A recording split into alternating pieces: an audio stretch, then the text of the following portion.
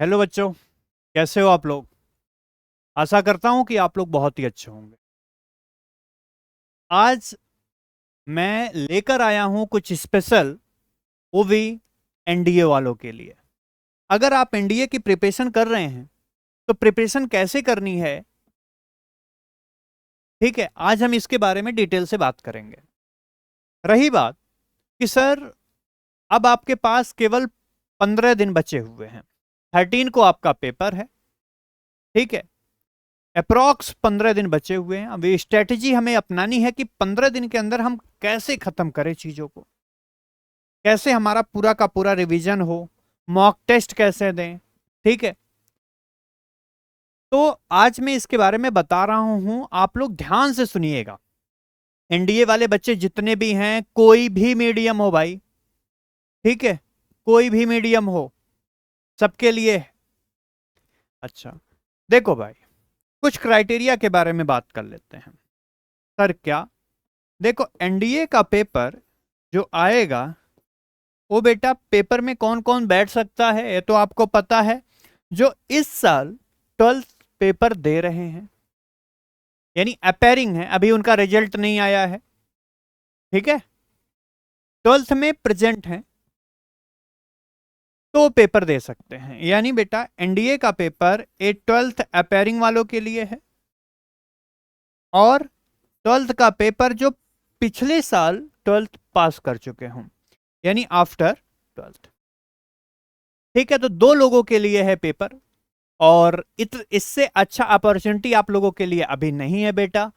बहुत ही अच्छा अपॉर्चुनिटी मिला है, तो इसका आप लोग जरूर यूज करें, ठीक है। किसी को कोई दिक्कत नहीं, ठीक है।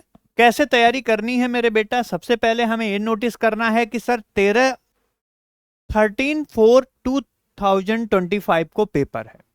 13 तारीख को आपका पेपर है, और दिन है कौन सा, संडे का। 15 दिन का टाइम है, स्ट्रेटेजी कैसी बनानी है, सब्जेक्ट पे फोकस कैसे करना है, ठीक है। सुनो, अगर मैं सब्जेक्ट की बात करूं बेटा, तो ये जो सब्जेक्ट है इसमें क्या क्या आएगा, मैथ आएगा, इंग्लिश आएगी, साइंस आएगा, जीएस और जीके आएगा, ठीक है। ये आपको पता होगा। मैथ का जो क्वेश्चन होते हैं कितने होते हैं बेटा, 120 क्वेश्चन आएंगे।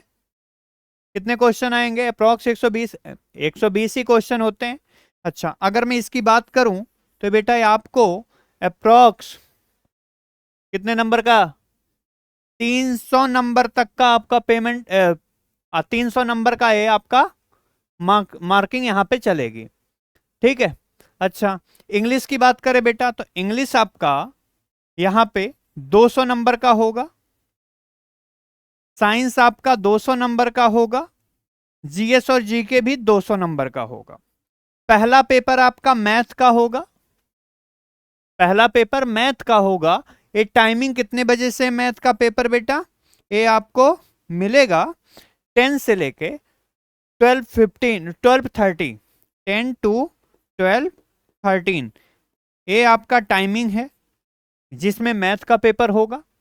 और रही बात इन सब की, तो बेटा ये आपको टाइम मिलेगा 2 to 4:30 PM, ठीक है। 2 बजे से 4:30 बजे तक आपका इसका पेपर होगा। दो शिफ्ट में पेपर होता है, मतलब दो सब्जेक्ट के लिए है।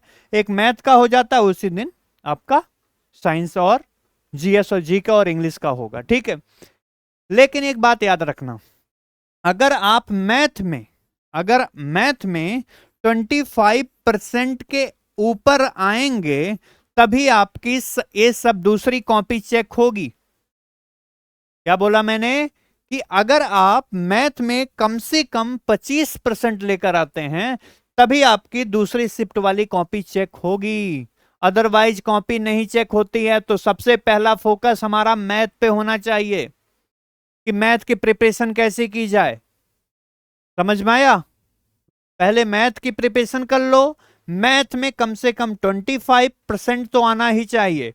अगर आपका मैथ में 25% आ रहा है, तभी आपकी दूसरी कॉपी चेक होती है, नहीं तो बेटा कॉपी चेक नहीं होगी, ठीक है। इस चीजों पे थोड़ा फोकस करना आप लोग। अच्छा, तो बेटा ये सब आपको कैसे करना है मैं बता दिया। ठीक, अब 15 दिन के अंदर क्या क्या करना है, कम से कम आपको 5 मॉक टेस्ट देना ही होगा। 5 मॉक टेस्ट अगर आपको मिल जाए फिर समझो कि हाँ हम 50% 60% के अबव जा रहे हैं। तैयारी की बात कर रहा हूं, 60% की तैयारी हो चुकी है, 5 से 6 अगर आप मॉक टेस्ट कर ले रहे हैं। अच्छा, फोकस और किस पे करना है बेटा, एनसीईआरटी पे। ठीक है, एनसीईआरटी पे फोकस करना है और एनसीईआरटी के बाहर का क्वेश्चन नहीं आता है, समझ में आया। एनसीईआरटी पे ही फोकस करना है, एनसीईआरटी से बाहर का क्वेश्चन नहीं आएगा। अच्छा, एनसीईआरटी को क्या क्या करना है मेरे बेटा, आपके 11th और 12th का सिलेबस तो पता है, पता है ना, बोलो। आप अगर 12th पास करके आए हैं तो 11th और 12th तो आपने पढ़ा ही होगा, नहीं पढ़ा तो रिवीजन करते जाओ। और आपको यहां पे सारी सुविधाओं के साथ बताया जा रहा है कि अगर आपको किसी भी सब्जेक्ट में प्रॉब्लम हो रही है तो यहां पे आप कमेंट करके जरूर बताएं। जब तक आप हमें नहीं बताएंगे कि सर हमारी यहां पे प्रॉब्लम है, बेटा हम आपको इतने दूर बैठे हुए बच्चे को कैसे जज कर लेंगे आपको क्या आ रहा है या क्या नहीं आ रहा। आपको ये बताना पड़ेगा कि सर हमें ये टॉपिक नहीं आ रहा है, हमें इसमें प्रॉब्लम हुई है। आप लोग तो कमेंट ही नहीं करते हो यार, फिर बोलोगे सर हमें समझ नहीं आ रहा है। जहां पे आपको प्रॉब्लम हो उस टॉपिक में यहां से तुरंत बोलो कि सर हमें इस टॉपिक में प्रॉब्लम आ रही है। आया समझ में, चाहे जो भी सब्जेक्ट हो यार, जो भी आपके पास सब्जेक्ट है, अगर उस सब्जेक्ट में कुछ पढ़े हो, कहीं प्रॉब्लम आ रही है, उस प्रॉब्लम को आप एक बार हमें बताओ। ऑफलाइन तो हो नहीं यहां की बैच किस तरह, ठीक है, यहां तो भीड़ लगी रहती है भाई, बच्चे हैं, बच्चे पूछेंगे सर हमारा ये क्वेश्चन नहीं हुआ, ये क्वेश्चन नहीं हुआ, ये क्वेश्चन नहीं हुआ, आप लोग क्या करोगे। तो कम से कम अगर किसी को प्रॉब्लम हो तो वो चैनल पे क्या करे, कमेंट करके जरूर बताए, ठीक है, तभी हम आपकी प्रॉब्लम समझ सकते हैं बेटा। ठीक, अच्छा देखो, अब आपके पास 15 दिन का टाइम है। 15 दिन में एक काम करो, 15 दिन में आप 10 घंटे का टाइम बनाओ। एक दिन में आपको 10 घंटे का टाइम देना है। कितना, 10 घंटे का। अब ध्यान से सुनना, अगर मेरे बेटा आपने 10 घंटे का टाइम दे दिया, अगर आपके पास 10 आवर का टाइम है तो ये समझना कि आपका सिलेक्शन हो सकता है। हो क्या, कंपलसरी है यार, हो ही जाएगा, बस तुम थोड़ा सा फोकस करना। 15 दिन क्या फोकस करना है, 10 घंटा आपको आराम से पढ़ना है। कैसे, देखो अगर आपने एक दिन में 10 घंटा पढ़ा तो बेटा आप 15 दिन के अंदर कितने घंटे पढ़ लेंगे, कितना हो जाएगा, 150 आवर। ठीक है, पेपर कितने घंटे का होता है, दोनों मिला के 5 घंटे का, 2.5 घंटे का मैथ और 2.5 घंटे में साइंस इंग्लिश जीएस जीके, हो गया 5। एक बात बताओ यार, 5 घंटे का अगर आपके पास शेड्यूल है कि सर 5 घंटे का पेपर है तो मैं तैयारी कैसे करूं, बेटा पर डे 10 घंटे का टाइम दे दो, 150 घंटे आपके पास हैं। अब इसमें क्वालिफाइड करो कि सर 150 घंटे में मैं आपको बता दूं तो अप्रॉक्स 30 आवर, 30 घंटा आप निकालो मॉक टेस्ट के लिए। मॉक टेस्ट आपका 30 घंटे का टाइम निकालो। स्ट्रेटेजी खुद भी बनानी आती होगी बेटा, थोड़ी सी मैं बता दे रहा हूं एक्सप्लेन, तो इतना टाइम तो नहीं है कि मैं आपको पूरा डिटेल से बताते जाऊं। अगर आपको थोड़ी सी समझ होगी तो ये चीज आप कर सकते हैं। 30 घंटा इधर निकालो, ठीक है, और आपको करीब टू करीब 100 आवर आपको देनी है सब्जेक्ट पे। कैसे, सब्जेक्ट कैसे, सर यहां पे मैथ है, मैथ को आप दे दो अप्रॉक्स 40 आवर, 40 घंटे का टाइम दे दो मैथ में कम से कम, ठीक है। अच्छा बेटा 20 घंटे आप दे दो किसको? अच्छा ये तो मैथ हो गया, यहां पे दे दो आप साइंस को। अच्छा 20 घंटे का टाइम दे दो आप जीएस और जीके को, जीएस एंड जीके। ठीक है। अच्छा कितना बचा बेटा? 40 यहां, 20 यहां, 20 80, और 20 घंटे का टाइम आपके पास बचा। इसमें आप इंग्लिश तैयार कर लो भाई। ठीक है, टोटल 100 घंटे हो गए। 100 घंटे यहां, 30 घंटे यहां, कितने हो गए टोटल?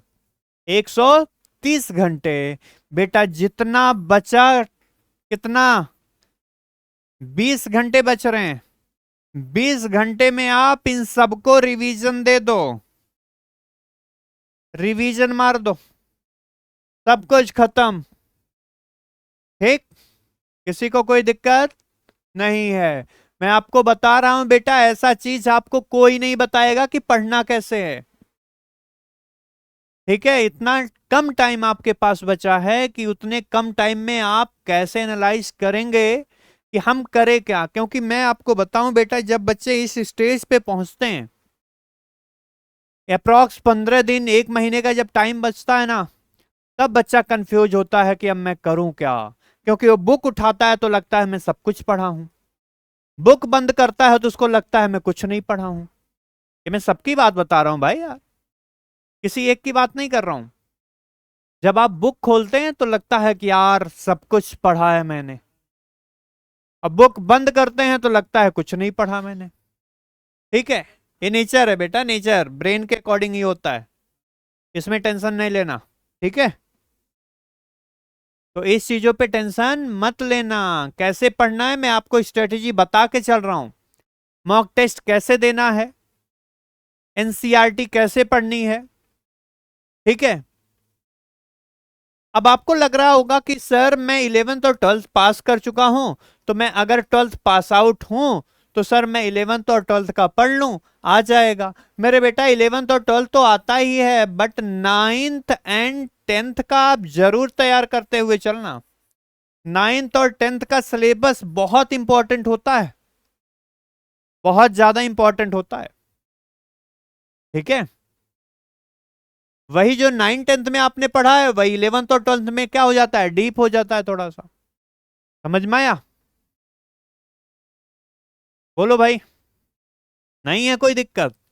नहीं होगी बेटा, तो थोड़ा फोकस करते हुए चलना कि आपको कैसे तैयारी करनी है। ठीक है, यहां पे मैंने क्या बताया था, यहां पे क्या बताया था कि बेटा ये एनडीए के लिए है, और एनडीए में कोई भी सब्जेक्ट की बात करो मेरे बेटा, अगर आपको नहीं आ रहा है तो आप चैनल पे कमेंट करके जरूर बताना, आपको सारी सुविधाओं के साथ सब कुछ बताया जाएगा। ठीक है, किसी को कोई भी डाउट हो यहां पे वो कमेंट कर सकता है। अगर आपके क्वेश्चन का आंसर ना मिले तो आप कुछ बोलिए। ठीक है, चाहे इंग्लिश मीडियम हो, हिंदी मीडियम हो, कोई भी मीडियम हो भाई, चाहे वो यूपी बोर्ड हो, English medium, Hindi medium, CBSE board हो, आईसीएसई बोर्ड हो, आईएससी बोर्ड हो, कोई भी बोर्ड हो, सब कोई बच्चे दे सकते हैं। और आपके पास 15 दिन का टाइम बचा है, जितने जल्दी हो सके आप फोकस करना स्टार्ट कर दो, और मैं जितना आपको बताया हूं सिर्फ उसी के अकॉर्डिंग बात चलेगी। समझ में आया? ठीक है, इतना ही, और मिलते हैं हम लोग नेक्स्ट वीडियो में। थैंक यू बेटा।